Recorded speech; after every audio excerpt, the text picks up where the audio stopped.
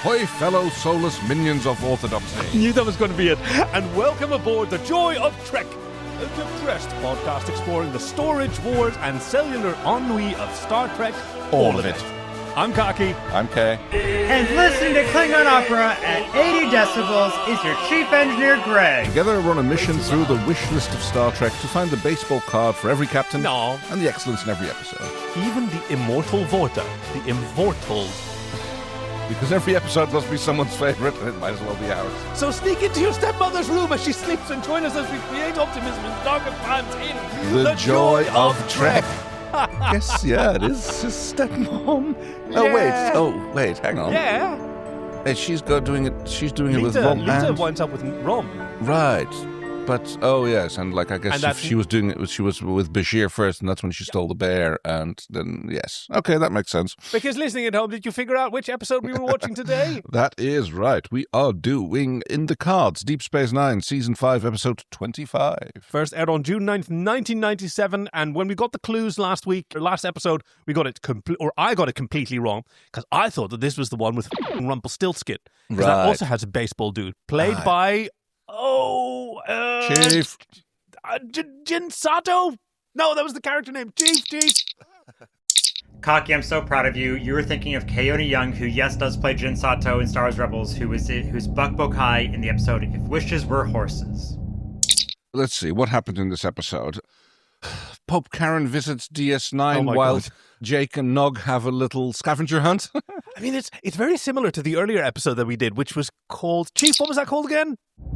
Yes, that was the Season 1 episode, Progress. With the self-stealing stem bolts, right? Right, yes. It's once again... But that was them trying to make profit. And this was basically... Well, that was basically Nog's attempt at, barter. And this was Jake getting, Nog involved. Because Nog knows these kind of things. That's or at least really he professes. It's the same kind of scheme. And it's one friend helping another and showing respect for his cultural values. But because it's driven from the other perspective, yes. Exactly. Because for Nog, what's really important is making a profit. Because that's Ferengi, and that's what matters to him. And for humans, as he says, we work to better ourselves. Because Ronald D. Moore, as he says, loves to make fun of his own work. Yes. Quoting Star Trek First Contact, does it for the betterment of people around him. Chief, what was the official synopsis of In the Cards? Jake and Nog get into trouble while trying to cheer up Cisco by acquiring a mint condition 1951 Willie Mays rookie baseball card. The Dominion offers to sign a non-aggression pact with Bajor. Thank you. Hey, did you just love this episode? Oh, it was a good episode, yeah. Because I really, really love it. All right. It's a nothing episode. It doesn't advance a major plot line except maybe a little bit about Bajor, but that's barely important. No. But it's so human. Right. Yeah. Star Trek is often very conceptual, and that's something that I've always loved about it. But those moments when it takes the time to explore, hey, these are also people, and especially on DS9, right, where it's a community, it's a town. Right. And it's always constantly in dire straits, basically. Well, yeah. But the thing that interests me is how everybody's life impacts each other. And that's something that this episode really, really shows in ways that not everybody completely understands, but it's a whole breathing ecosystem, and everyone influences each other all the time. And now we see that through the agency of Jake and Nog. I really like that. Yeah, excellent. So, who did recommend this episode to us? That was recommended by Shay, who said, I love this episode for what it represents. It is the breath of fresh air right before the shit hits the fan regarding the Dominion War. Yeah, this comes right at the end of Season 5, right before the finale episode. And even Ronald D. Moore talked about this. He said that this was, the premise was really thin, and it was intended as a small human story that would be cheap to film, and then could launch into, the Dominion War arc, which would dominate Season 6 and be some of the most ambitious... No, actually, the most ambitious thing that Star Trek had ever done at that point. But they really wanted this human story. So I'm totally with you, Shay. The plot is lighthearted and doesn't take itself too seriously. Even Weyoun gets a cute moment in the end. And after this episode, everything basically changes forever. You don't really go back to these low-stakes romps around the station with Nog and Jake once Season 5 ends. Yeah, the end of the Age of Innocence. Oh, and it's a double whammy. Also recommended by, that reminds me of Jackbox games. It was also Lauren's Lie. Lauren Rivers. Thank you so much. Do you want to read that one? Sure. When it aired, I didn't much think of this episode. It wasn't bad by any means, but it had come to mean a lot more to me over the years, and is one of the episodes to feature the friendship between Jake and Nog front and center. In an effort to surprise his father, he and his best friend go through a series of events to acquire a Willie Mays rookie card, unable to tell anyone why. They must do favors for the entire senior staff to get what they need, and along the way they're even captured by the Dominion. What makes this episode so wonderful is not only does it focus on the great chemistry between Sarah Lofton and Aaron Eisenberg, yes, but it also reminds us how much little things people can do to have a butterfly effect. Yes. Do they save the universe? No. But everyone in the episode comes off a little bit happier, and sometimes that makes all the difference for what comes next. On a personal note, Aaron Eisenberg was one of the first few celebrities who I felt I knew on a somewhat personal level. He's one of the few celebrity deaths to hit me as hard as a member of my own family. Any chance to highlight the remarkable talent and spirit that Aaron had is a huge positive for me. That's awesome. Thank you, Lauren and Shay. So, yeah, I guess that is the start. I have some more reviews. Oh, do I have tell. some more perspectives, and I had a lot of fun looking for these. Let me see. 4 out of 4 from Jammer's Reviews, where Jamal Epsikokan, I think I'm saying that right, said it was brilliant, the most inspired and humanly scaled comedy in the history of Trek. Okay, that's high praise. Let me see. From Do Reviews, for my money, this is one of the funniest and most enjoyable episodes of Star Trek ever made. Starting out grim and dour, it balloons into a crazy ride through the ins and outs of the station, featuring some of the most dramatic elements of the series in a comedic light. Right. Well, that's one of the things that they actually kind of turned upside down, because in almost all, generally speaking, in Star Trek, especially in DS9, the A plot is the serious one, and the B plot is the light one, the more comedic one. Whereas in this case, they turned it entirely upside down, where the A plot is very much the funny comedy type story, and the B plot is kind of like the more sinister, serious one. Yeah, you're right. And also, the A plot is the one that you care about.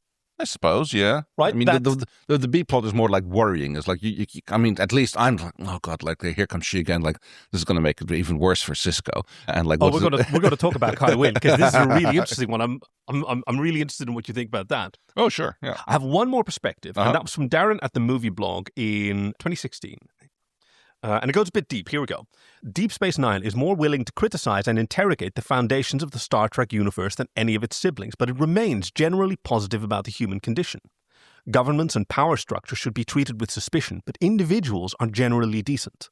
Positioned right before the beginning of an epic franchise-shattering war, in the cards elegantly captures the warmth and optimism of Deep Space Nine. Deep Space Nine is fundamentally the story of a diverse and multicultural community formed of countless disparate people drawn together by fate or chance. And in the cards is a story about how happiness functions in that community, how the bonds between people can make all the difference even as the universe falls into chaos around them. Okay. Right? Yeah. Okay, so do we have... I say we eject the warp core! Any warp cores to eject? Ooh, I'm going to give you one. All right, go on then. And that is the potential vacillation of the character Kai Wynn. Okay. So I didn't know this in my various watch-throughs. I saw this as this was one of the reasons why I thought Kai Wynn was a really interesting character, and to my mind, more redeemable than Gul Dukat. Right. But the writers had attempted to make Kai Wynn a more sympathetic character, and then felt that wasn't working. Okay. And that she was much, much more interesting as an antagonist. And so, sort of, here she's presented almost sympathetic, and it's the start of an arc of a more reasonable version of Kai Wynn. I was going to say, in this episode, she is, other than her hautain demeanor... Nice word, yes. I'd say she's quite sympathetic. I mean, she's in a terrible situation. And she tries to make the best of it, and she actually listens to Cisco. Yeah, she is actually not being like, "Well, that's your opinion, emissary." Yeah, because I this episode sort of settled for me when I watched it through that Kai Wynn is fundamentally she believes in the right things and she wants to do the right things, but she is afflicted with severe vanity that she can never overcome. Yeah. But here she's in a situation where like her self-interest doesn't conflict with the greater good of Bejor. Right. Yes. And then you see what kind of things she's willing to do and how she treats people when her self-interest isn't being conflicted. Yeah, fair point. So, yes, I'm actually quite sympathetic towards her in this episode. But so, yeah, one can also go, okay, so this is a bit of like a character arc that had just been tried and sort of vacillated, which is the closest I guess you can come to a warp core. Yeah, I wouldn't go for that. I mean, okay, so there's like the sneaking into your stepmom's bedroom to do some burglary. That's a bit like unbefitting of a cadet of the Starfleet Academy. Yeah. You know, okay, because we're going to talk about that. There's a bit where Nog sneaked into Lita's bedroom while she's asleep to steal a bear that she'd stolen from Julian. It's kind of like the borrowed hoodie, I think, more. That's like more the thing. I thought you were going to go like the Indiana Jones stealing the effigy and like substituting a sack of sand. Well, that kind of would have worked, yes. But, you know, it's less creepy now that I'm reminded that they're family. Sure, but he's still going through the vents. Yeah, going through the vents, but... It's one thing to steal a bear from your mom that she doesn't know about, and one thing to steal a bear from a completely different person Random whose house girl. you've never been in. Yeah. That is actually, you mean, yes, it doesn't make it more right, but it doesn't make it less, it's slightly less creepy. It's less creepy. Yeah. Fair enough, especially since it's only a stepmom. You're not my real mom. Oh, dear. Is there the podcast... My brother and me, for some reason, established the name Ron as the ultimate stepdad name. Ron, okay. Because that's the completion of the sentence. You're not my real dad, Ron. Okay. Is there an equivalent for... Oh, this is horrible for some people with certain names, but is there an equivalent, like, is there a stepmom? Like, you're not my... Real mom. Val? Janice? It's 3 in the last 3 weeks. That was you. That's me. I'm sorry. Maybe it's Star Trek telling us to get off this tangent and into the episode. All right, in that case. I always love the warp sound of Voyager because it's got the clicky of the nacelles locking into place. That's so cool. So it starts rather dour scene. Everybody is in high cheer as at apparently a party. Not just dinner, but no, it's a party even. Yeah, we're at the drinks after dinner scene. All the senior crew sitting in various chairs around some lit candles, and they're drinking a lot of whiskey. Yeah, Nog and Jake are doing the serving for some reason. Yeah, there's a great gif. Like, it's the first gif that I favorited in this set, so go over to Patreon and find that, where Nog goes to pick up the discarded bottle on the table, and like Miles looks at him with like, what the f*** do you think you're doing? It's still half full, by the way, so yes. And he's like, no. I was like, okay. I was like, you're leaving that bottle. So yes, there's apparently it's not gone very well. There's like ships being missing near the Cardassian border. They're like falling like flies and losing them all over the place. This rate, we're going to run out of ships. Well, that's not funny. It wasn't meant to be. And they are everyone's just really, really down about the situation. Yeah. You know, it's not a war, but it is a conflict, and they're losing. Like, ships are being taken. I think it's just hilarious. Like, so Sisko's like, okay, we're going to talk about something else, anything else. Yes. Then he asked a father about his kid. Yeah. And the girl's like, oh, no, he's not walking yet. Instead of like giving a massive opportunity to go talk about your kids. That's what parents do. Yeah. They like talking about their kids. Yeah, exactly. He thought this is going to do it. And then Miles Not yet. and continues with his bourbon. And I think Miles knows exactly what's going on. Like, he would do the same, but in this moment, like, I can't do it, Captain. I can't do it, Captain. I just want to sit and drink. I want to be out of here. The same with Odo. It's like, oh yeah, they're going to. How about your trip to Bajor? Oh, I cancelled. Yeah, because of a 75% increase in thefts that he hasn't seen since just before the Cardassians were forced to abandon the station. Yep. Yeah. Oh well. And the sort of unspoken worry that they all have, like, are we still going to be here? Is our home going to continue? Because a lot of people believe not. Well, that kind of nicely dovetails into the conversation that Sisko has with Kyle later. Sorry, yeah, you're right. I was just realizing I just this moment understand what dovetail means. Oh, Because it's a dovetail join between two pieces of wood. Exactly. That sort of slot together. Yeah. I never got that. Well, one of today's lucky 10,000. Yeah, really. Because I was thinking, like, you know, it's sort of angular, like it comes to a point like a swallowtail, but that's not what dovetails look like. So, two things coming together. Yeah. Sorry. Yeah, you're right. Because Kai Wynn makes the same observation. Of course, she does it for a sort of political reason. Of course, but it still amounts to the same thing as what's going to happen with BS9. Wow. That would be a fun parody show, actually, I think. Would it? I mean, what happens on BS9? I don't know. No, let's dig into this. I'm into it now. We've had our Deep Space 69 or whatever it was. Starbase 69. That's the one. BS9. What would happen there? It's like, oh gosh, it's like lots of. I don't know. I mean, I guess the Ferengi would be thriving. Julian calls in a night, and everybody else uses that excuse to leave as well. Me too. Oh, me too. Oh, also. It's one of those parties where everybody's kind of like waiting for the first. Nobody wants to be the first person to get up and leave. Everybody wants to leave, but they don't want to be the first person to leave. Yep. So the moment someone says like, "Oh, time to go," everybody else goes like, "Yep, me too. Bye." Even Mr. Worf, whom we haven't seen there because he's been facing the wall, he's so checked out he hasn't even noticed. You've been paroled. The party's over. Yeah.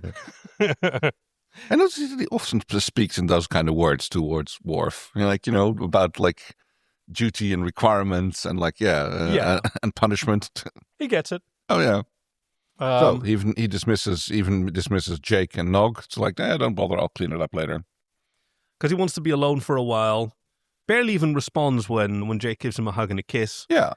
And his peace and quiet is immediately disturbed by comms from operations. Yeah, giving him the great news that Kai Wynn will be coming to the station tomorrow morning, and she'd like to meet with you. Epic face palm. Oh, God, like that. Jake and Nog are at Quark's. Yeah, I presume that's where they go straight after the party because they've been there serving dinner and drinks, I guess. Yeah, they probably haven't eaten. And their time have a little bit of their own, a bit of fun of their own. There's like, they're drinking, I think it's root beer. Yes, those are bottles of root beer they're drinking. That's adorable. And Quark happens to mention, oh, yes, tomorrow there's going to be an auction of some of the galaxy's rarest and most valuable antiquities. No. It's from a derelict trailer. It's all junk. Yep. The Bajorans found it, and it's being... I'm just conducting the audience for a modest commission. Yes, and everything else, the rest of the money is going to the Bajoran Orphans Fund or something like that. And it includes a pair of Tellarite shoes, date unknown. A mid-24th century ceramic Romulan water basin. Slightly cracked. It's all a bunch of junk. If you were living in, and this is like 2373, so if you were living in 1973, would you talk about a mid-20th century object, right? No. Because you're still in just about the tail end of the mid-24th century. I noticed that the young ones are starting to call it the late 20th century now. What, this moment? No, like basically the 90s. Late 20th century. Yeah. I mean, they're not wrong, but damn. They're not wrong, but they are assholes. Yeah. But that's what happens to history, isn't it? Like, I know, right? Stuff like decades get rolled into one. Yeah, no, totally. It's just that we're getting old. I was taking a broader, thinking about historical representation in fiction, where you have period costumes where those two outfits were never worn in the same year because those fashions were a decade apart. Right. Yeah. But it's all sort of Victorian. One of the items is mint condition 1951 Willie Mays rookie card. No, this is it. Yeah. What do you mean? Is that a thing? I mean, it's. What do you mean? Okay, you know more about baseball than I do. I don't know anything. I don't know anything, but I don't know. The only baseball player I know is Babe Ruth. That's like the only one that I could name. But I mean, I have no idea if Willie Mays is something. I know, there's a little bit. Apparently, his rookie card is now worth about $4,000, which I think is probably a valuable card, but it's not like a super valuable one. And I'm wondering how much of that value is because it's mentioned here in Star Trek. How many Star Trek fans actually? Oh, interesting. How much of there's a cross-pollination between that? How much? That's I have no idea. possible. I don't know anything. Chief, can you enlighten us? You're a baseball guy. Yeah, so I was never really much of a baseball card person. Like, I enjoy baseball, but a lot of my knowledge from baseball honestly comes from watching, like, the movies. But when I'm at a game, I love watching a game. If it's on TV, I'm probably not going to watch it, but I will go to a game anytime I get. It's just a lot of fun. However, with my knowledge now, knowing what Kaki's about to say, I'm going to let Kaki say it, because Kaki kind of has it spot on. Now, the fun thing is, Kaki in the recording doesn't know about it. Kaki listening to this right now. Yes, Kaki. Yes, you right now. You're going to hear that you were right weeks ago. Time vortex, baby! Thanks, Chief. I hope he mentioned, because I was actually sort of piecing things together. I was watching this. Like, there is a bust of Willie Mays at the Hall of Fame, because Jake says so. And the way I think it works is these trading cards, they get made for every player. Yeah. But nobody wants the rookie cards because there's thousands of them. I suppose. Right. But then there's always going to be people who want them anyway, just in case. Yeah, but it's really hard to get a complete set, I think. I've no idea. But so, like, early in their career, very few people would be buying these cards. Right. But later in their career, as they become more famous, the later cards become more valuable. And the earlier, by very proxy, few people have still own one of those rookie cards. Yeah. I mean, that's how things work. I mean, I don't really know how it works with baseball cards or stuff like that. I mean, I kind of know how the mechanics work with trading card game card games. Yeah. You know, Magic Gathering, Pokemon that kind or of Magic, thing, Pokemon. that kind of stuff. Mm-hmm. And that kind of works on the same principle. Although, you've got generations of cards as well. Cards that get phased out of later releases because they're too powerful. Hold on, you've got me thinking about Pokemon rookie cards now. Like these are all their mid-career cards, and then they have late career as they evolve. What would the Meowth rookie card look like? I don't know what is a Meowth a first generation? I don't know. I only know him from the cartoons, but did he have a punk phase that he still had a mustache that he was trying to get away with? I think Meowth is unevolved, and Pikachu is already one evolution in, because I think they start out as Pichus. And they become a Pikachu, and then they become a Raichu, I think, if my vague collection of cultural osmosis is correct. And I think a Meowth is a unevolved one. That's so interesting, Kay. Anyway. Okay, yes, you have an excuse for having absorbed this, because I know that you were living across from a park where, during the height of Pokemon Go, just herds of people of various generations would gather there. Oh, yeah, and it's not even that, not even just during the height of Pokemon Go. It's like for years on afterwards, up until I moved out of there, I could always tell when there was a new shiny released, because then there was suddenly a bunch of people walking around the park in little groups trying. That's awesome. Yeah. That's really awesome. But Jake is really, really excited because he's figured out now he can cheer up his dad. Yes, and he talks about he's always doing things for me. I want to do something for him for a change. And this is it. All I have to do is get this card. How hard can that be? Yeah. This, I adore this. This last line, sort of telegraphing way in advance. This is all we're going to be doing this episode. Right. Yeah. It's brilliant. Just settle down. It's not a trick. We're just going to do this. Right, and you know what? At this point in the season, we're going to prepare yourself for 45 minutes of hijinks. That's pretty much the... It starts off with something. One of the reviewers mentioned this. I'm afraid I didn't write down who it was. But that this gives us the best sort of perspective in most of Star Trek, at least certainly to date, how a moneyless economy sort of works. Right. And certainly how it interacts with an economy that does have money. Because in order to bid, Jake needs money. And he doesn't have money, but as he says, I'm human. I don't have any money. And so he needs Nog's money. Yep. And Nog is a little reticent. He says, it's not my fault your species decided to abandon currency-based economics in favor of some philosophy of self-enhancement. Right. Watch it. Yeah. He's getting a little defensive about human culture there. And he goes, we work to better ourselves and the rest of humanity, quoting Picard, which is probably, I don't know, something that they learn in primary school. I suppose. But, Nog kind of summarized. Well, if you don't need money, then you certainly don't need mine. And Jake asks him, what I think might be a very rude question in Ferengi. It's how much Latinum do you have? That sounds like a thing that would be a really rude question to ask a Ferengi. You're right. I mean, or certainly one that has like layers of when it's appropriate to ask, and like when you expect an honest answer, Right. or when you're out in public, you certainly shouldn't have asked that question. Right, but they're friends, so it's kind of like, It's a very intimate. I think so, yes. Hey, how often a month do you masturbate on average? Yeah, that kind of question, yes. Like, there's nothing wrong with it. Like, there's nothing sort of abnormal. It's just not information that we generally pass to one another. No, not usually, no. In our culture. So he finds a brilliant way to get into Nog, though. Trust a writer. Like, he even does the thing where he walks away from Nog, who says that, I spend my whole life, and he walks away dramatically, and he's thinking like, okay, which plot line am I going to follow? Yeah. And he starts laying on the guilt. Not even for my father. Oh, no. The man who made it possible for you to enter Starfleet Academy. The man who trusted you. The only person to believe in you. And Nog knows what's happening. No. Yeah. Oh, this is so low. Yeah. Because he knows Jake is going to win. Oh, yeah. He knows. He knows he's been outmaneuvered. It's Yes, he's taught Jake to swindle too well. Yes. Oh, and it's just Humans. Now let's get that money. And that face. Yep. Which he keeps in a chest under his bed. Much too. No, I don't. You don't actually keep... No. In hollowed out Playboy magazines. Yeah. Cisco fondling his emotional support baseball. Yeah, that really is it, right? It's also the talking baseball. Oh, yes, he has used it that way in the past.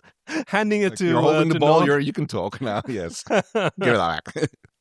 That doesn't work with Kai Wynn, who's being brought in by Kira, who is now dismissed with... You may go now, child. Yes. GTFO. And she goes for a walk and talk. Yes. Would you mind? And she already has this in mind. Like, she is set up how she's going to broach the topic. Right. And she's being very circumspect about it. And Cisco is just like, he is up with this. Cisco will not put. Yeah, I have a very busy day. Forgive me, Eminence, but I have a very busy day ahead of me. Yeah, so gets to the f***ing point. And she gets to the point. I'm here to meet a representative of the Dominion. And that's pretty shocking. Yeah. But he doesn't overreact. No. He actually asks her about this because in this moment, I actually really like this sheaf where she looks at him after he says, get to the point. Yeah. And then she does. Right. Right? She had a whole setup planned. She probably had ideas about how to manipulate him because she talked about, that shop. Didn't there used to be some woman in that shop? And right. He says he knows where she went and she left. And, a lot of people seem to be leaving. Yep. And sort of guiding him as she would in a sermon, guiding people toward a point that she wants them to understand. Yes, people feel unsafe and are leaving, and like we also feel unsafe, and like we want to. We think that talking to the Dominion might be had, and we don't learn what the Dominion meeting is about. She doesn't know. No, exactly. But yeah, I kind of love the setup which is here, because she's going like. The conflict with the Dominion could escalate, and a misstep now could result in the destruction of our world. And he's for once, I am in complete agreement with you. Not the way she likes. She would like. It's like they're probably thinking different things at this point. I don't know for sure. I think both of them realize like there is military tension brewing between these two forces, and Bajor is a border world, right? And like whatever happens will happen here first. Which puts Bajor in the crosshairs, and that makes it incredibly delicate. Right.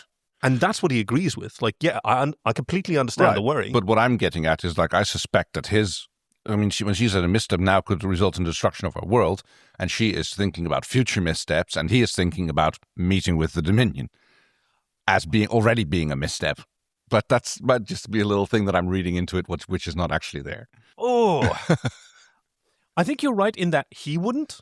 Right. But he does recognize that she's a representative of this planet. She has a responsibility not to the Federation, but exclusively to her people. Yeah.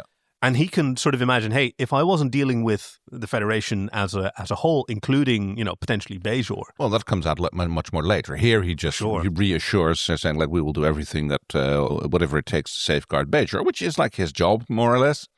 I mean, but he says he cares about Bajor. Right. Yes. Right, he's been in that position since the start, and it's only grown. Well, yeah, as being the emissary and all that. Yeah, a role that he's long rejected. But even without being the emissary, like you can't live somewhere and be a builder, being the kind of man that he is, and not come to love it. Right. Cut to the auction, where they're building on a post-eventualistic pre-Midlothian tape dispenser. One bar, 4 strips, and it's all yours. An honorable addition to any Klingon household. And there's a Klingon twink. Yeah. There's a Quinkon sitting there. He does have a skincare routine. That's clearly obvious. And he takes excellent care of his hair. Yeah. He's a very pretty young Klingon man. Still wearing the same boring thing that all the Klingons seem to wear in this century, which is, take some lessons from the Ferengi. Yeah. Right. Just go visit the Garrix. yes, and friendly neighborhood Cardassian tailor. He knows what to do with fun Twinks. alien twinks. Yes. Yeah. No, absolutely, yes. There's even Little Brown. That seems to be his type. Oh, it looks excellent. Nothing would look better on you. Have you used that line before? No, I haven't. Sold to the blue man in the good shoes. Where does that come from? It's so weird.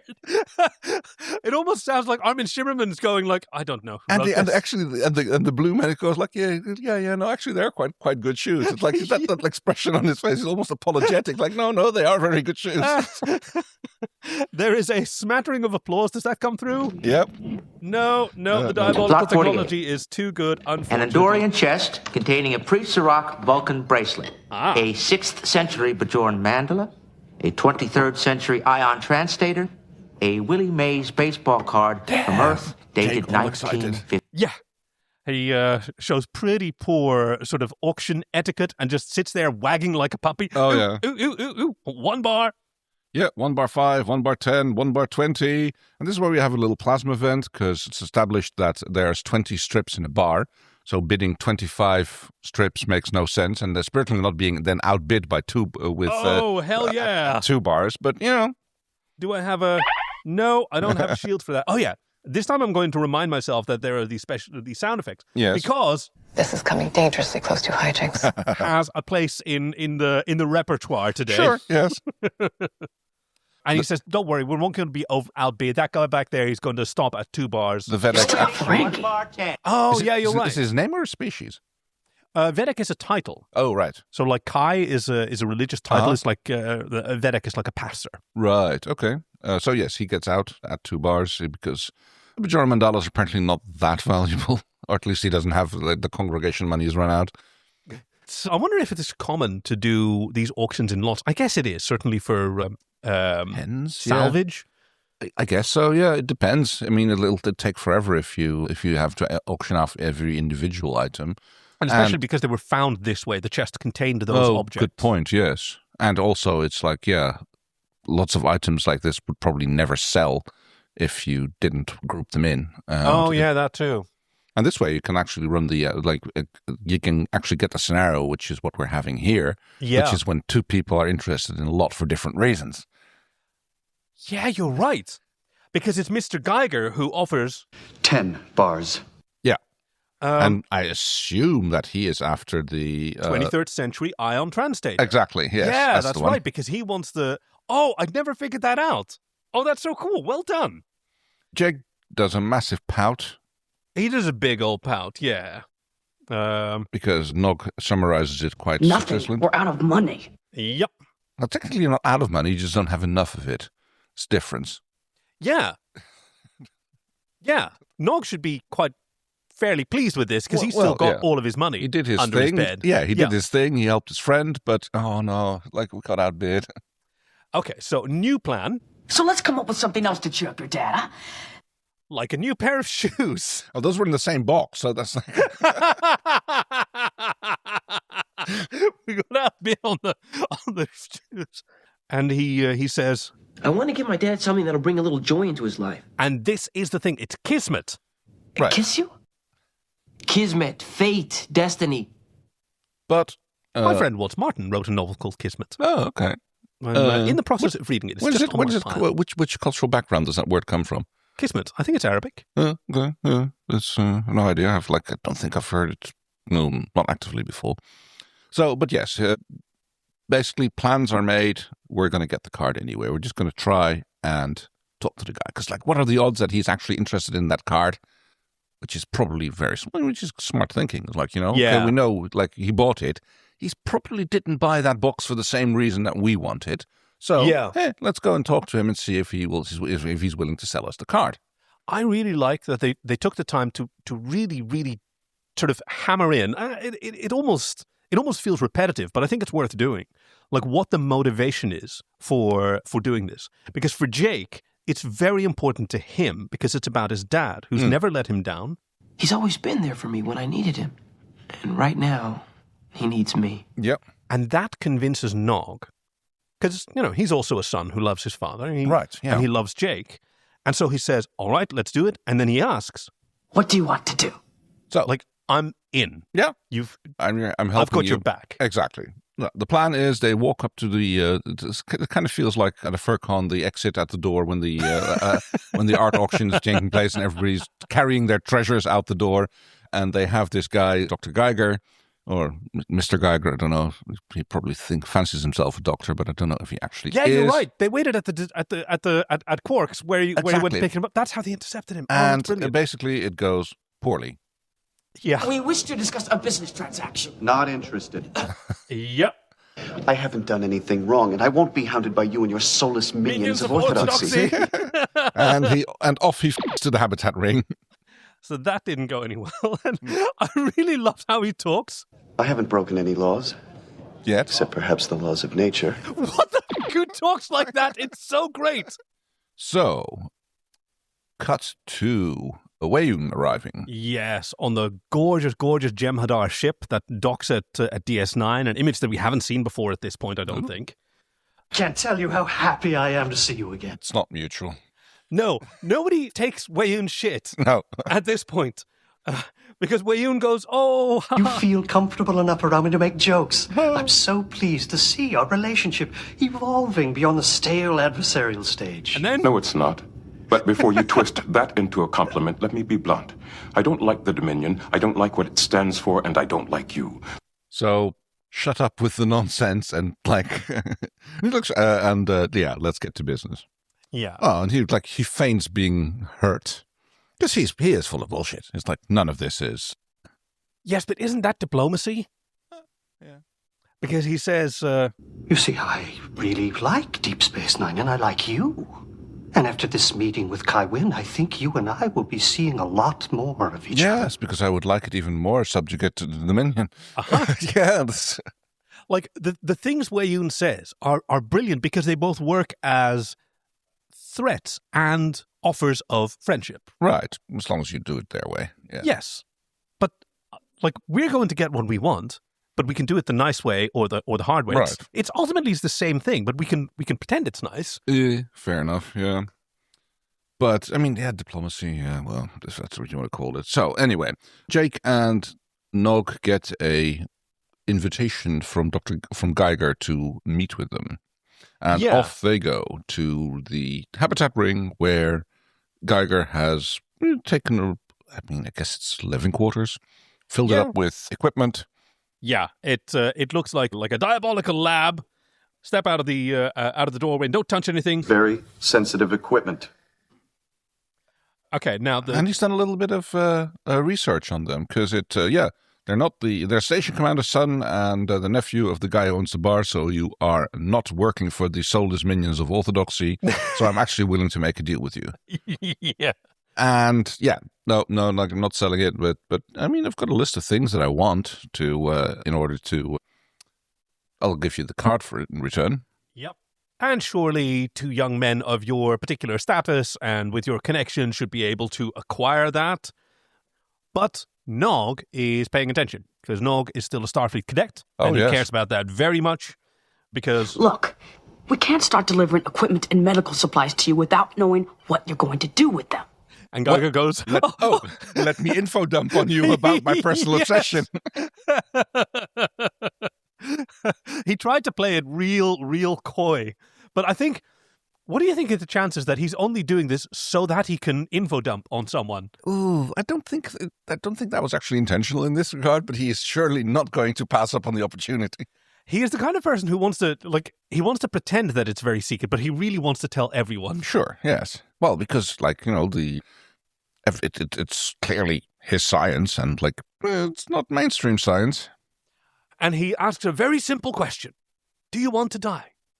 Because death is nothing more than the result of cellular boredom. And he goes off on a bit of one, how he is continuing the research of some other president who died in an alleged shuttle accident. And it's about the cells in your body just do the same thing, and they ultimately, mitosis, and they just get bored, and you are literally bored to death. And Jake, Nog, very diplomatically goes, I never thought about it that way. Which is a really nice way to say, that's insane. I never thought about it that way, because that would be insane for me to do. I mean, you mean maybe he's just dumbing it down? I mean, it kind of makes sense. Okay, cell death happens because telomeres run out, I believe. That's how our DNA seems to work. Yeah. The telomeres grow or shrink. What is it? It's they get a little bit of... So basically what happens is you've got the telomeres at the end of your DNA strands, I believe, what it is like. Yeah. And with every division, you lose a little bit of it. So it's like a fuse burning down. And after a while, you run out of telomeres, and then you start losing actual bits of useful DNA rather than the junk at the end that's apparently there to... Yeah. And it seems like a designed system, or designed in the sense of an intentional system. I should say, the idea being, I think the term is senescence. There are species that don't do that. That don't just organically die. Yeah, lobsters, I believe. I mean, they don't need to, because they will die, because molting eventually becomes just physically unsurvivable for them. Yeah, but that sounds more like a design flaw rather than an intention. Well, okay, so The hypothesis that I know is that a species where its members just die does better than a species where its members don't, because then the old will always have an advantage over the young. I'm sure there's a few million-year-old fungi who disagree with this theory. That's right. But That's right. But for a lot of species seem to have, we descend from species that developed death, so that the young have an advantage over the old, because the young are more likely to be adapted to the current environment rather than the previous environment, and therefore better able to withstand the next. But there are species that don't do it. There's a little sort of squid guy, a little sort of squiggly little sea guy that can revert back to its larval stage and back and forth. Just never stop that. So they want to have a little chat about this, and Nog is... I'm no expert in cellular chemistry, but this theory sounds a little odd to me. And it's but then Jake is like, but that's not really a problem, is it? He's harmless enough. They don't use those words, but that's kind of what it feels like, that they're kind of tiptoeing around. Yeah. Okay. It doesn't seem like we're aiding a terrorist plot. Yeah. So why not? Yeah. And we do that for Aunt Kira. So I think we're in the clear, sort of morally speaking. So we're good, right? Yeah. He's just a little crazy. And it is from my dad. So, yeah, let's go with it. And we don't have anything else to do, so... And thus starts the quest for items. Yes. And now it's very much reminiscent of... Chief, what was the episode of DS9 that we did previously? Yes, that would be the Season 1 episode, Progress. Where it starts with the self-sealing stem bolts, as you say, from a different motivation. And everybody tries to trade up and end up with something that they can actually use or actually put to latinum. Because nobody has latinum. Everybody just I can trade you for this. Yeah. If it was for sale, I would have bought it. Or if I needed latinum, I would have sold it. Yeah. But what I need is something else. And I think also maybe for viewers of DS9, this was sort of signaling, we're going to have that episode again. Which was very welcome, because DS9 has come a long way since, that episode was season 2 or something. Mm-hmm. And it's come a long way since then. And just to have this reminder, hey, it's still a town with these kids running around. Right. They've grown up, but let's have a bit of an adventure like that. Yeah. First one is O'Brien. Yeah. Who is too busy helping them to get to the power cell, because he is someone called in sick, and he has to do the recalibrating. Wouldn't you rather be doing something else right now? Almost anything. It's very, very blatant and obvious, but it's... Yeah, but he's also doing it for Jake's benefit. Right, sure, yeah. Because Nog initially just wants to say what it's for, but then Jake goes, no. You can't keep a secret on this station. Because he would tell Keiko, and Keiko would tell Kira, and Kira would tell the captain. Yeah, and then Nog goes, okay. Okay. Let me show you a little something about incentive-based economics. And then he asked that question, hey, what would you rather be doing? And what if we made it possible for you to do that? What if we do all the scanning and calibrating and you can go off kayaking right now?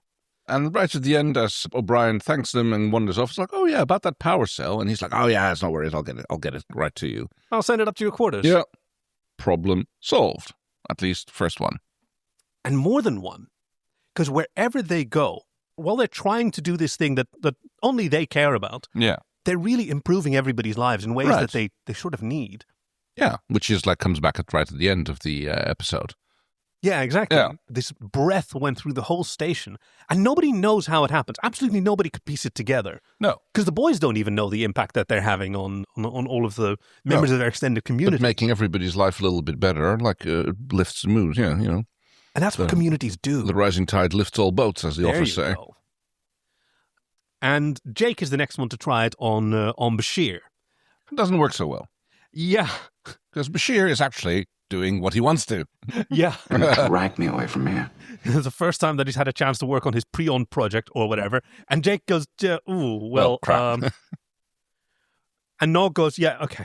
What he means is you seem a little bit unhappy. And is there something that would make you happy? Just anything? Oh, yes. He has something that would make him happy. Kukulaka. Now, Dat doet meneer de directeur maar mooi zelf. Okay. Sick. Ooh, Dutch advertisement from the 1990s? Or was the comedy? No, it's Herman Vinkers. Herman Vinkers, the sort of Twents Dutch comedian. Yes, basically he's talking about how when he's hunting for a job, how he gets a job offer to be the right-hand man of the guy who runs a brothel. And he says, well, Mr. Director can do that himself. And he never says what Kukulaka is.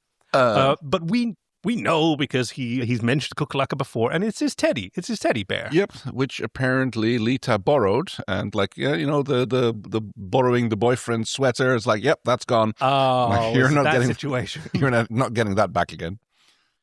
It's really interesting that it's on his mind.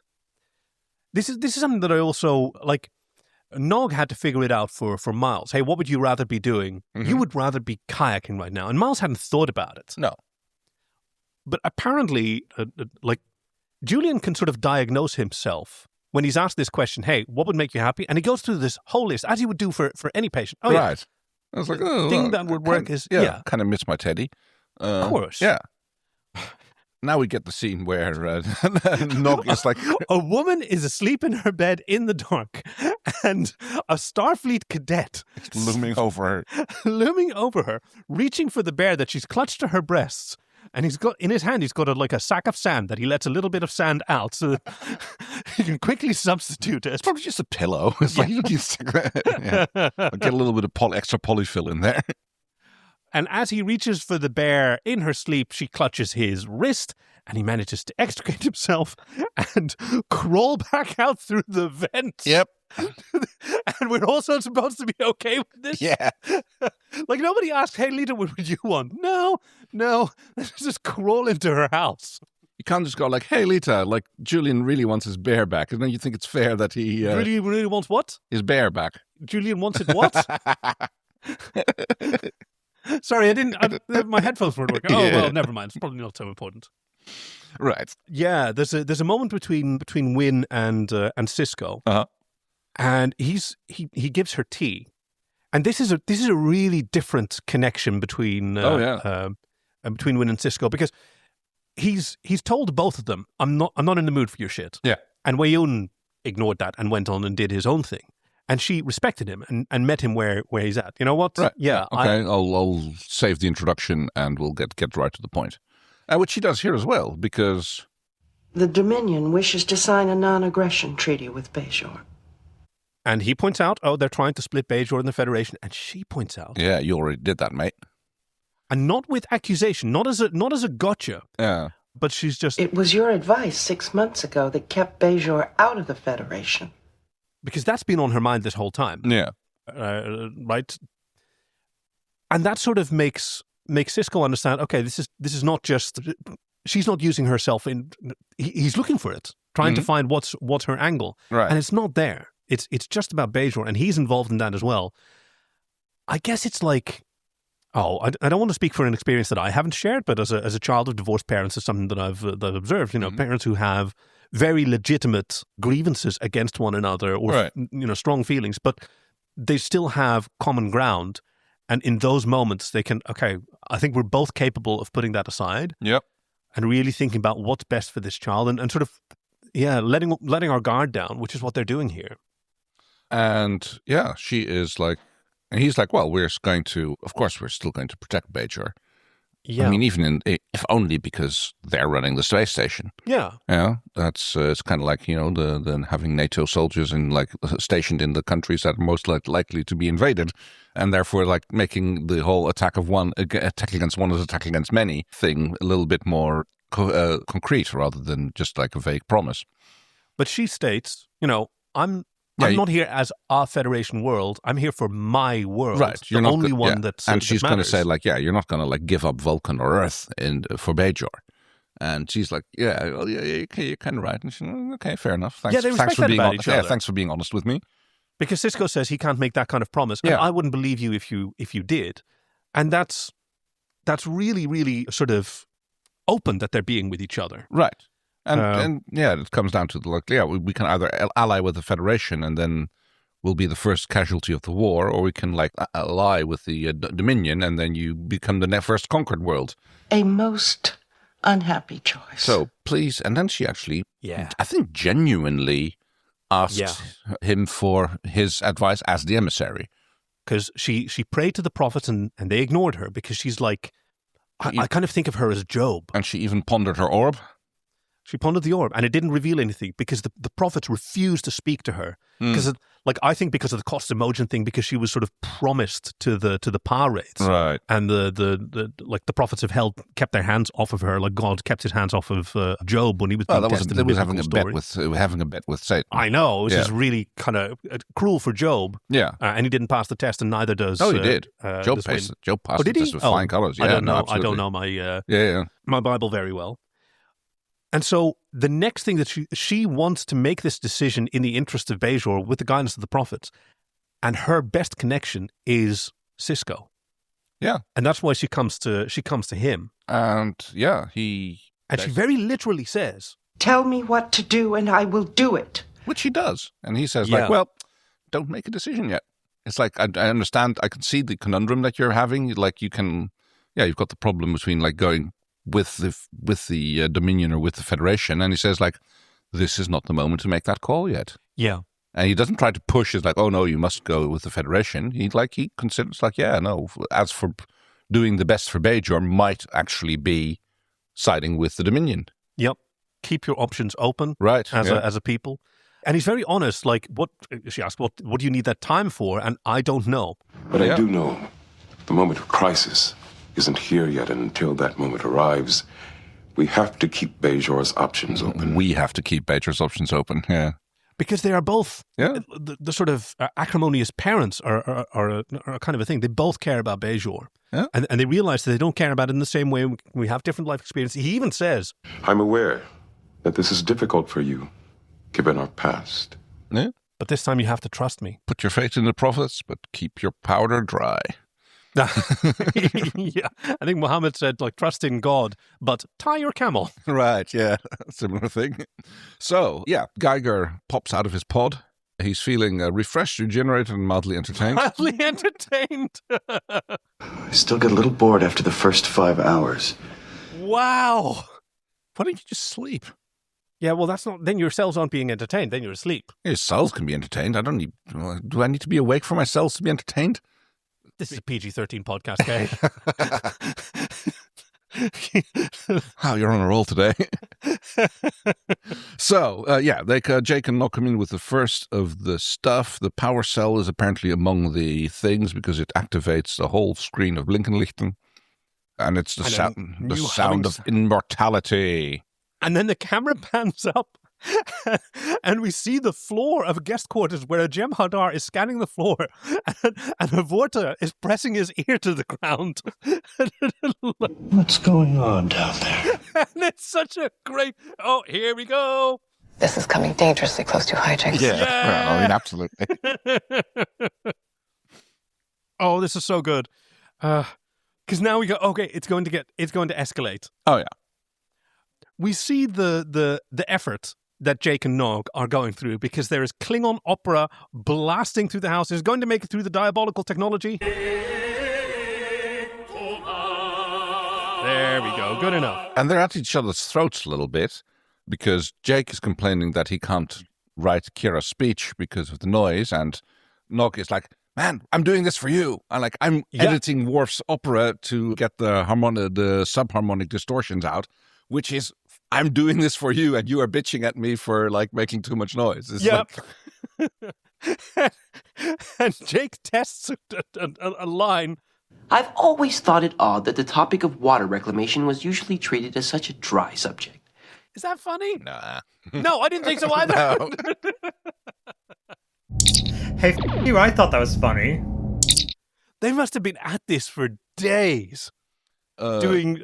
I mean, we're just seeing the tip of the iceberg of all the people that they've spoken to. But like with the self-sealing stem boats, they must have gone through dozens of people. Probably, yeah. I mean, so happens to be all the senior staff and crew, but, they go check up onto Geiger, and he is gone. Yeah, the whole room is empty. Yeah, and then they try to report it to Odo, who is like, what? The who? The what? And he goes... This guy that there's no record of being in the assigned anything in the habitation ring. Yeah, and then he kicks them out. Do you really think he's going to charge us with filing false reports, obstructing justice, being public nuisances? Hey, he's been scaring you. He's been telling you that for the last 5 years that he's going to do that. Start believing him. Yeah.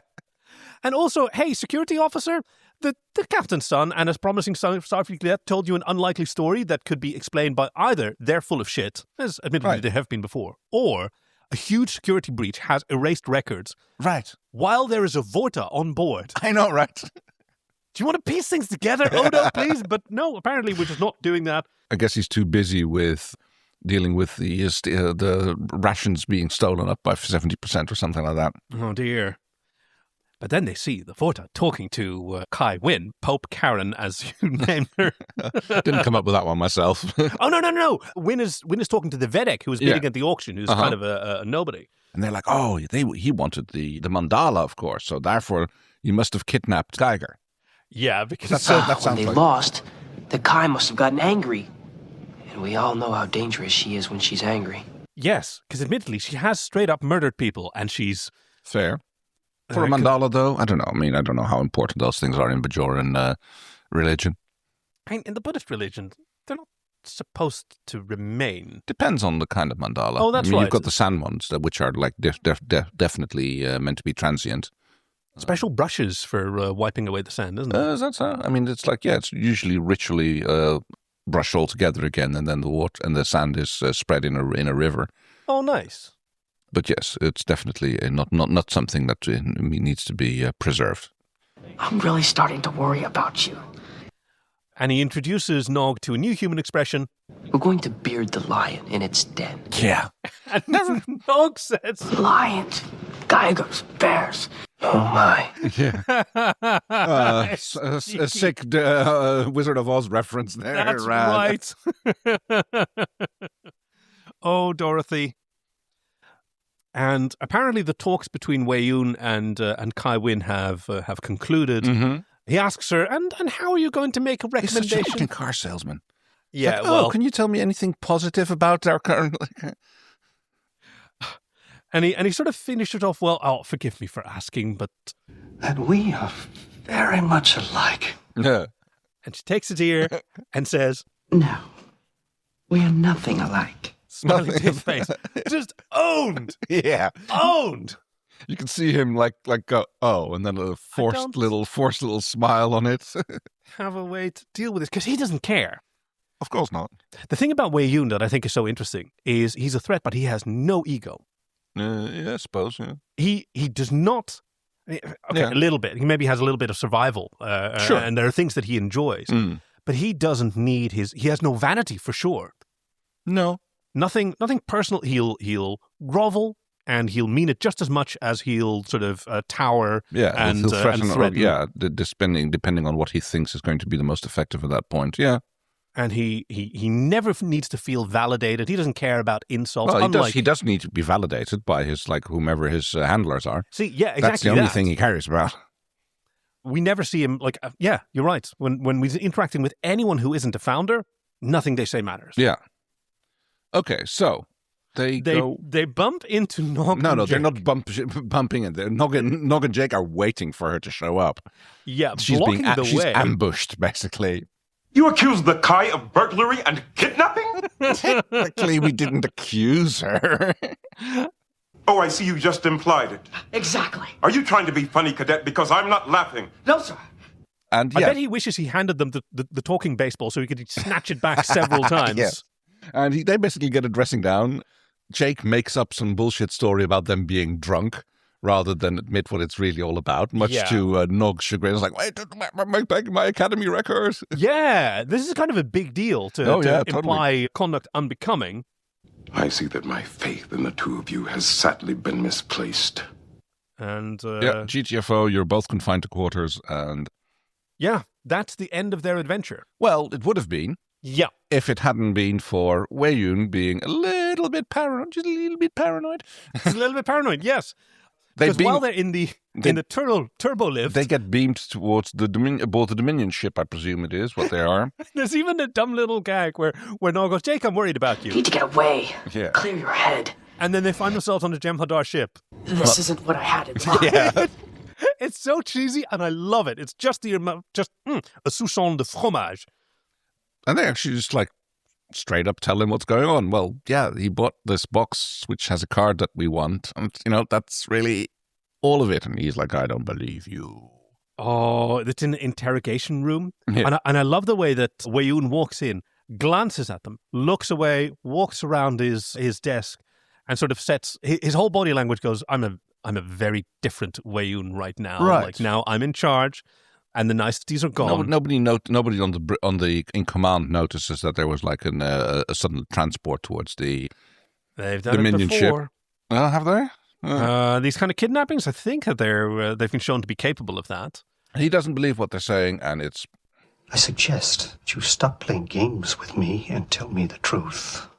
And they show that they've captured Geiger. Yeah. You turn me over to these soulless minions of orthodoxy. And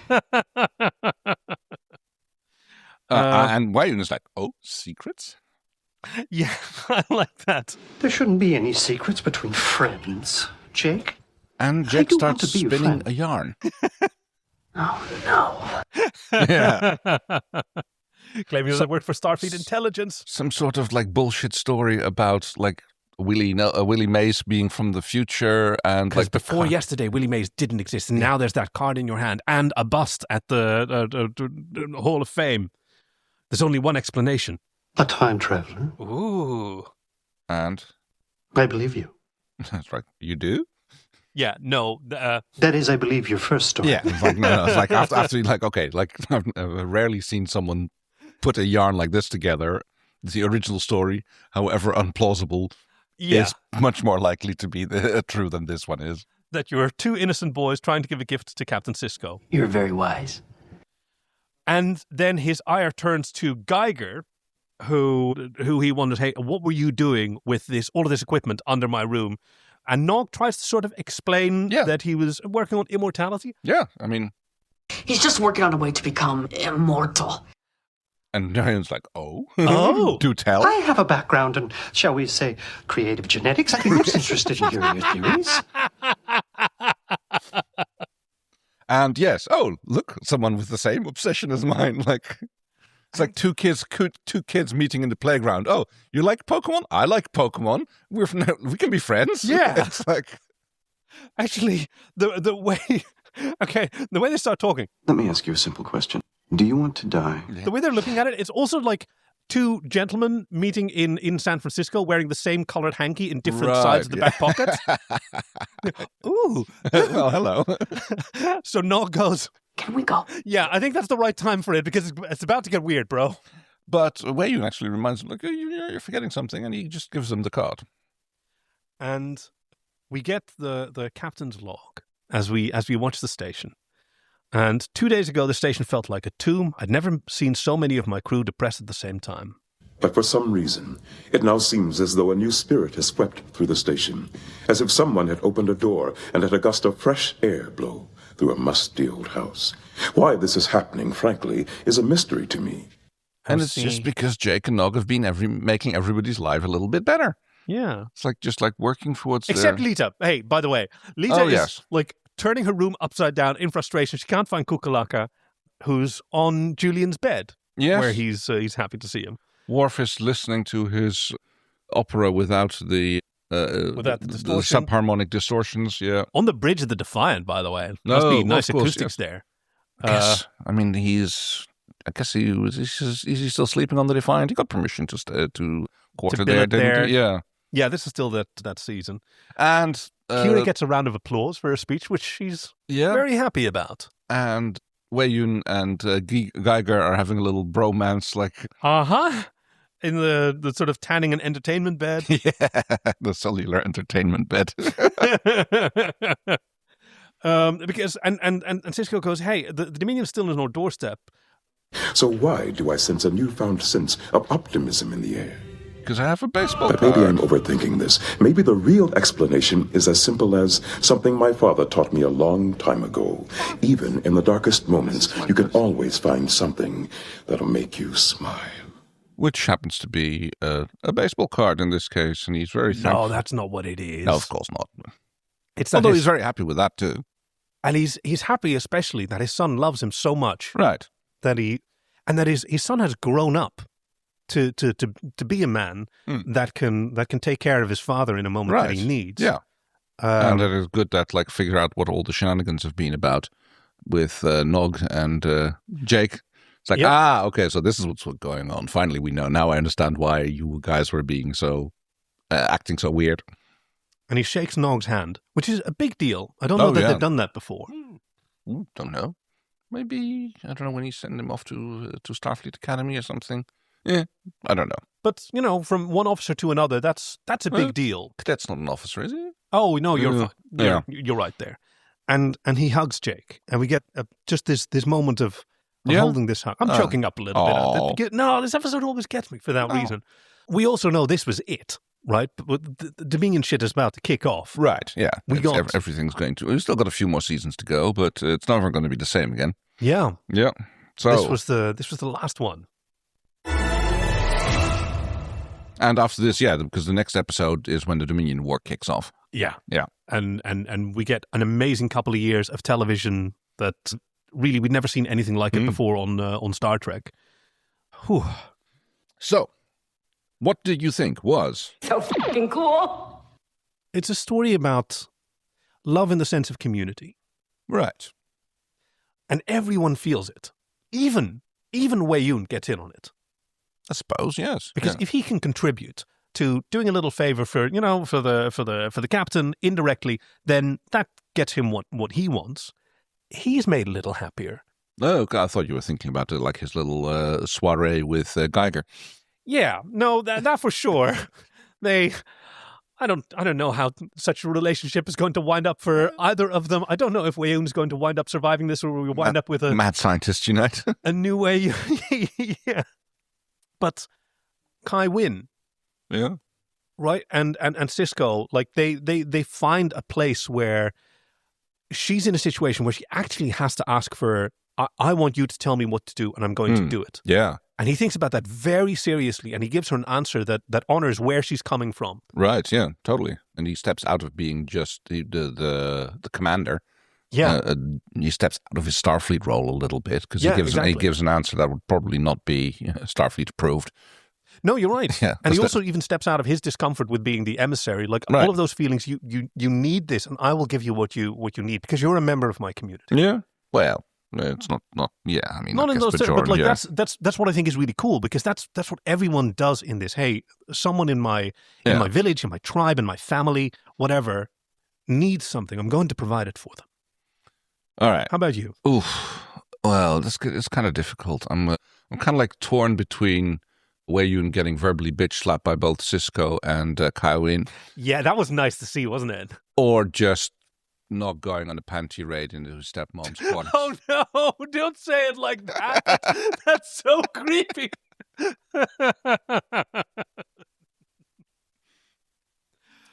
Yeah. Well, anyway, leaving let's leaving that swiftly behind.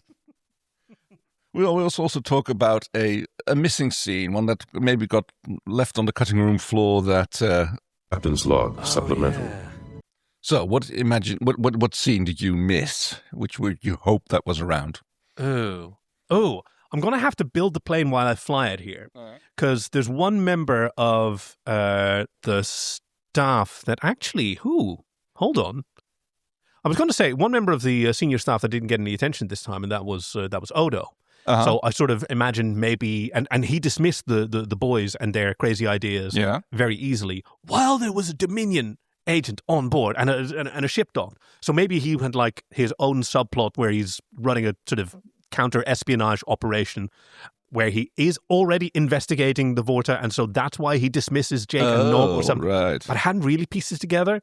But then I also remembered Dax isn't in this episode. Correct. Yeah, no. What's she doing? No, dear. It's just like, let me see. I have a note about that. Ooh. But I don't think it's actually resolves into anything. I think it's just this is an episode without Dax. Yeah. Terry Farrell. Yeah, she was probably off doing something else. Let me see if there's... No, she was definitely not in here, and there's like, don't think there was a reason mentioned why she wasn't. So probably scheduling issue. What would Dax's subplot have been here? Like, what was it? What do you think it was that Dax really wanted that they could provide for her? Oh, I mean, what does Dax want? Dax would probably, let's see, is she already dating Worf at this point? Oh, if not now, then soon. I don't know. I don't know if looking for Parmach in all the wrong places already happened, which is one day we're going to do that one. Like that one's up our alley. Okay, yeah. I hope so. But no, I really don't know what her motivation would be. Let's assume that she isn't dating Worf, and then imagine that they come to her and she goes, "Okay, guys, you're both old enough to understand this now. I need to get railed." I don't know, wrestlers, triplets. What about those 7-foot triplets that Sisko was talking about? Oh, are those what are those guys called? The Nassicans, like who play darts at each other? Oh, that sounds like her kind of speed. Yeah. But I need absolutely shadracked. So set something up for me, and yeah, I can understand that maybe that particular subplot got cut out. And they go, oh, okay. Yeah. Who has the most transparent skull? Because she's into that. Oh, yes, I guess she is, yeah. Maybe she wants one for in a bowling ball or something like that. There you go. So, how about you? Mine would be right at the end, after we see Sisko hug Jake, we cut to a little star screen and we see a little dingy little back room where there's a secret meeting of the soulless minions of Orthodoxy who are discussing the foiled plot that they had. And yes. They're all these hooded, noseless figures. Exactly. who are cursing that like now the Dominion have access to this technology that they were trying to suppress. Okay, you're so good at this. I love it. Oh, wow. One of the soulless minions of Orthodoxy are the orchestrators of the Dominion Federation conflict in order to prevent this technology from Geiger to... Oh, that's it. That's the entire reason for the Dominion War. The whole reason. Changelings, we've all been manipulated by the soulless minions of Orthodoxy. I love it. I hope we remember this in the future. And then we're going to bring them up into our lore. We have to bring back Starbase 69. We have to bring back the soulless. Okay, this is brilliant. Thank you. And also a thank you for the people who recommended this episode. A double whammy. Shay and Lauren. Yep. And thank you for your perspectives on this. And yeah. It was a fantastic episode. So. Oh, yeah. And let's definitely call out Aaron Eisenberg, and Sir Rock Lofton, like both of them have really come into their own as young actors who've grown into these roles. Because it's a silly little romp. And they really skate the edge between, we're both sort of caricatures, but what we care about is real. Yeah. Jake cares about his dad and Nog cares about Jake. Yeah, the entire A-plot is played for comedy. But it comes from a place of sincerity. Oh, yeah. Right? This is something that you see in a lot of the best sort of romps and hijinks. I'm thinking about, to even take a film like Guardians of the Galaxy. rooted in very real sort of pain and desire and, sorrow sometimes. And that's where you find sincerity, and that's where, comedy really blossoms. Yes, so thank you for that recommendation. And if you would like to recommend us an episode as a listener to, well, you can go to joyoftrek.com/links, where there is a submissions page where you can tell us all about an episode that you love more than anybody else, or one that has a whole special meaning to you. We've made it as easy as possible. There's a drop down and everything. We know that there's a bunch of episodes that we've already done. Don't worry about that. If you send a recommendation, we'll try and let you know. I think the chief pays attention to those recommendations that come in. We can, of course, not respond to all of them, but I think there's a big old database, and the chief makes a selection from there. We love to hear from new people, so if you've never sent in a submission before, really, just check it out on joyoftrek.com/links. It's a really easy way to submit something. And on joyoftrek.com/links, there you will also find a link to our Patreon page, where if you can find it in your heart and wallet to leave a little something to keep the lights on here at joyoftrek.com, we would very much appreciate it. You will become a lemon-stealing whore. Or a lemon-stealing horse, as you recently... I don't know why you're making our lore even more complicated, but I love that you do. And have access to the Giveplex. Don't tell Paramount. Yeah, be cool. Don't be a narc. Nobody loves a narc. Oh, and there's also a link to our Blue Sky where the chief posts GIF sometimes to give you a little taste of all the goodies that are waiting for you on the Patreon. So, we have to find out what is going to be... next time on an all-new episode of Star Trek. Now we're going to, like little church mice, we're going to nibble on some breadcrumbs that the chief has sprinkled on the paved floors. So here comes clue number 1 for the next episode that we're going to discuss. My dear girl, I'm a doctor. When I peek, it's in the line of duty. Okay, that sounds more like Bones than like... It does sound like it. More like Bones than it does like the Beverly doctor from... Crusher. Or, yeah, definitely not Crusher, but like I was thinking Picard. Oh, sorry, yeah, the doctor from Voyager. Oh, maybe Phlox. Oh, yeah, but I don't think he was called someone a little girl. No, he's got that sort of avuncular and polyamorous Sometimes, energy. But maybe. yeah. No, I think you're right. Clue number 2. On my planet, to rest is to rest. To cease using energy. To me, it is quite illogical to run up and down on green grass using energy instead of saving it. Huh. That is a Vulcan? It sounds Vulcanish. So Spock? Run up and down grass? Yeah. Okay. Well, I think you're right. I think this is probably TOS. Leans that way, yeah. No animals, no people, no worries. Just what the doctor ordered. He's doing a George Takei. Oh. That's Sulu. Right, yes. I see what you mean, yes. Yeah, this is like leaning towards TOS, which means the chances of us guessing which episode this is are almost zero. Very but... asymptotically, yeah. I never answer questions from plebes, Jimmy boy. Oh, dear. Jimmy boy. Yeah, that has to be Jim. Like, oh, is it Harry Mudd? Oh, that could be. Who I would don't know talk how to Kirk like that? I don't know how many people, how often Mudd shows up, but twice, I think. We've had both. one. Yeah. And we've had the one in Discovery as well, which was the. Oh yeah, that's right. Forgot about that. Yeah. Captain, take cover. There's a samurai after me. Oh, okay, no. That definitely starts to sound like Sulu. I guess. Oh no, Scotty. Oh, might have said something like that. No, I don't that doesn't sound like a Scotty thing. He's very judgmental about other cultures. True. We've seen it before. But yeah, I mean, like, yeah, okay. I don't know. Last clue. You're canceling shore leave on account of this, Jim? I think I know what the episode is called. Do tell. Shore leave. Yeah. There's an episode called Shore Leave. I think maybe that might be it. Let's go for that then. I mean, that's not normally how you're supposed to win a game, but hey, winning is winning. Let's find out. The episode is TOS 117, Shore Leave. Excellent. High five. You win. Awesome. Okay, so I'm really looking forward to that. It's always a treat when we get to see TOS, a Star Trek that neither of us have seen. A very, very rare treat. Yeah, just little snippets of it, really. Anyway, thank you for joining us. And we only have one more thing to do. I'm leaving Starfleet. Energize! We hope you've enjoyed this week's episode with friends Kay and Kaki, production, editing by our chief engineer Greg, and music by Fox Amore. Join us next time for TOS 115 Shore Leave. Visit joyoftrek.com/links to send us your recommendations support us on Patreon, or find us on Blue Sky. We'd love to hear from you. Thank you for listening to The Joy of Trek, and we'll see you out there.